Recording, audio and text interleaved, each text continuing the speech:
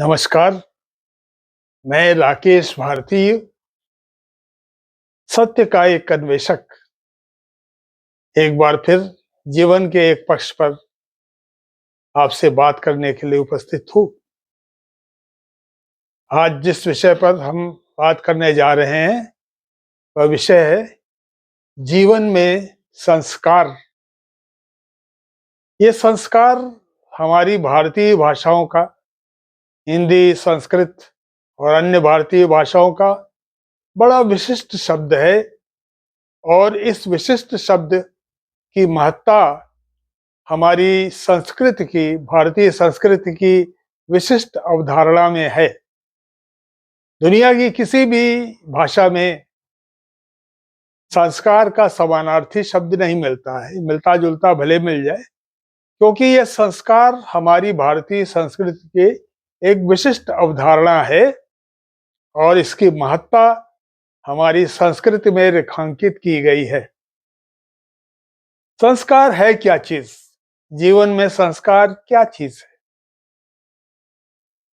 अक्सर हम देखते हैं कोई व्यक्ति बड़े अच्छे कपड़े पहने हुए जा रहा है, कपड़े बहुत अच्छे हैं, देखने में भी बड़ा सुदर्शन है, परंतु जहां वह मुंह खोलता है, कुछ बातें करता है, बड़ी अरुचि पैदा हो जाती है उसकी बात करने के तरीके से, उसके और उसकी शब्दावली से। बड़ी हिंसक किस्म की या बड़ी घटिया किस्म की शब्दावली का प्रयोग करेगा वो, उसमें उसका संस्कार झलकता है और हम अरुचि पैदा हो जाती है हमारे अंदर उसको देखकर। तो ये संस्कार जो है जीवन में, वो आपकी सामाजिक और सांस्कृतिक पहचान तय करता है। हमारी परंपरा में बच्चों में, फिर युवकों में, हर चरण में जीवन में संस्कार जीवन में कैसे समाहित किया जाए, उस पर एक विशिष्ट योजना के तहत, सोची समझी योजना के तहत काम होता था। बच्चा पैदा हुआ है तो बड़ों के आचरण से उसमें प्रत्यक्ष या परोक्ष रूप से संस्कार पड़ते थे। ये संस्कार की प्रथम प्रयोगशाला आप कह सकते हैं। संस्कार की प्रथम प्रयोगशाला में बच्चे का जो बचपन की अवस्था है, उसमें वो बड़ों के आचरण को प्रत्यक्ष या परोक्ष रूप से देखकर उसके अंदर अच्छी या बुरी बातों का समावेश हो रहा है और वही संस्कार का आधार बनता है। अब हमारी परंपरा में एक बड़ी अच्छी योजना थी, पशु पक्षियों को लेकर रोचक कथाएं, जिसमें पशु पक्षी उसके नायक नायिकाएं हो, बड़ी रोचक कथाएं, जातक कथाएं, हितोपदेश, ऐसी कथाओं के माध्यम से बच्चों में संस्कार डाला जाता था। सच बोलना बहुत अच्छी बात है, बड़ों से कैसे आचरण करना चाहिए, इन सब का संस्कार इन कथाओं के माध्यम से बच्चों में डाला जाता था। ये संस्कार की प्रथम प्रयोगशाला थी। उसके आगे जीवन बढ़ता था, युवक हो गया वही बच्चा, गृहस्थी की जिम्मेदारी आ गई, तो सामाजिक जीवन में उसको कैसे आचरण करना है, अपने बड़ों से, छोटों से, अपने सहकर्मियों से, अगर वो कोई काम कर रहा है, कोई नौकरी कर रहा है, खेती बाड़ी कर रहा है, व्यापार कर रहा है, तो कैसे उनसे, लोगों से बात करना चाहिए, लोगों से पेश होना चाहिए, ये संस्कार होता था। ये संस्कार की द्वितीय प्रयोगशाला होती थी। अब इसमें एक और जिम्मेदारी आती थी।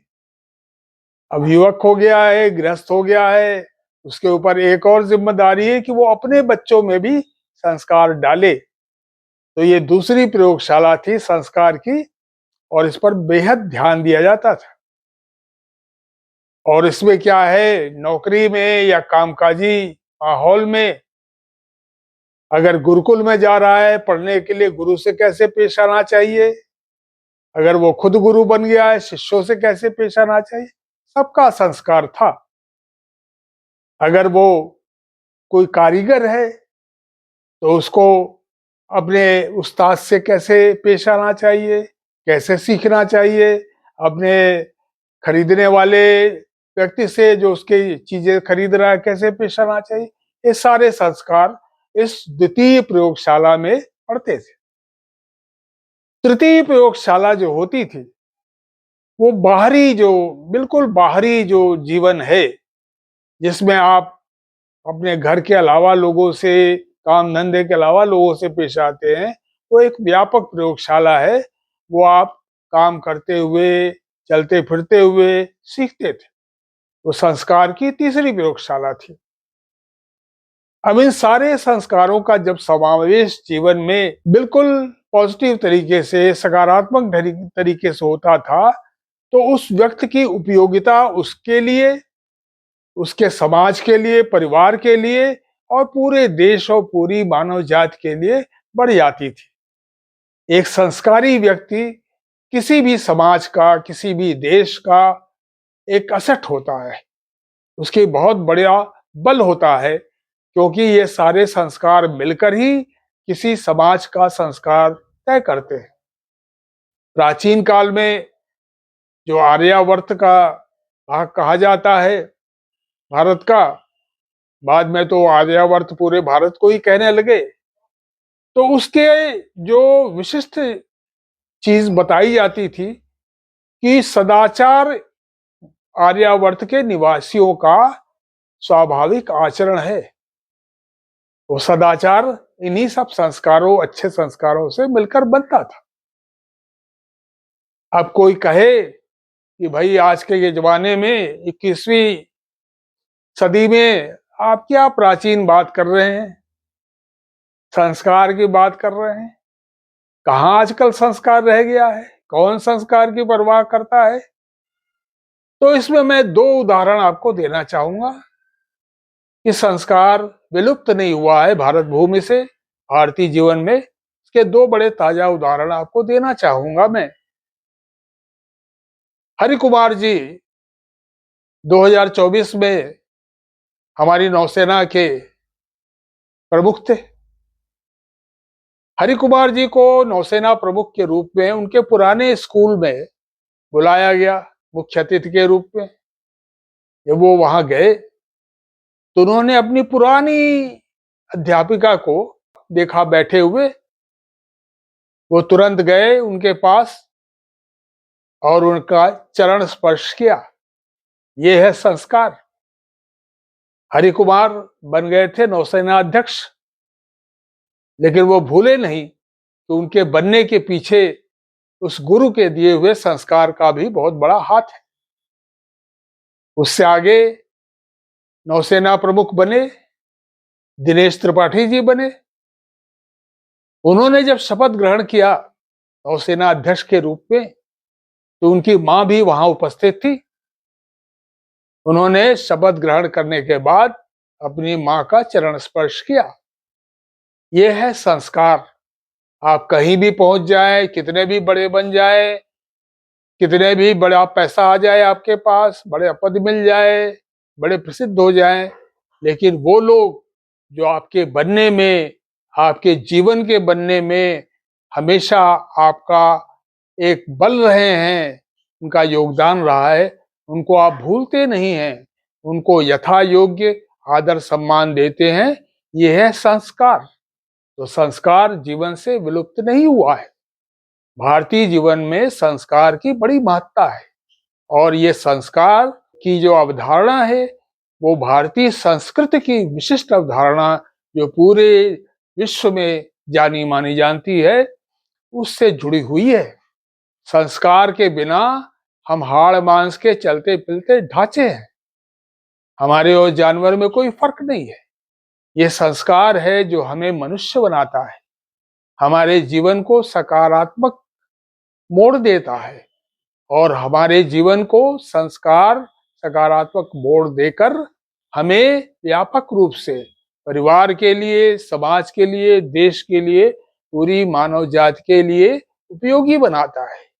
तो जीवन में संस्कार की यही महत्ता है और हम जिस भी अवस्था में हो जीवन के, अपने जीवन में संस्कार को समाहित करना, अपनी अगली पीढ़ी में समाहित करने के प्रति कदम उठाना और हर अच्छे बुरे में उस संस्कार को कायम रखना, ये हमारी जिम्मेदारी है। हमारा सैनिक जो जाता है, लड़ते लड़ते मर जाता है, पीठ नहीं दिखाता है, ये उसका संस्कार है। उसको जान की परवाह नहीं है, उसका कर्तव्य है देश के लिए लड़ना, तो वो मर जाएगा लेकिन पीठ नहीं दिखाएगा। इसके पीछे वही संस्कार है। तो संस्कार हमारे जीवन में बहुत महत्वपूर्ण है। भारतीय परिप्रेक्ष्य में उसकी बड़ी महत्ता है। इसको एक बार फिर से मैं रेखांकित करके आपके सामने प्रस्तुत किया। हमारे कार्यक्रम का उद्देश्य है जीवन के तमाम पक्षों पर आपसे विचार विनिमय करना। आप लोग इस कार्यक्रम से जुड़ें, ज्यादा से ज्यादा देखें, ज्यादा से ज्यादा सब्सक्राइब करें और इस कार्यक्रम को सफल बनाएं। हम आप एक दूसरे से लाभान्वित हो, यही इस प्रोग्राम की, इस कार्यक्रम की महत्ता है। फिर से मैं यही निवेदन करना चाहता हूं। आगे फिर जीवन से जुड़े किसी और पक्ष पर मैं आपके सामने उपस्थित हूँगा। तब तक के लिए नमस्कार।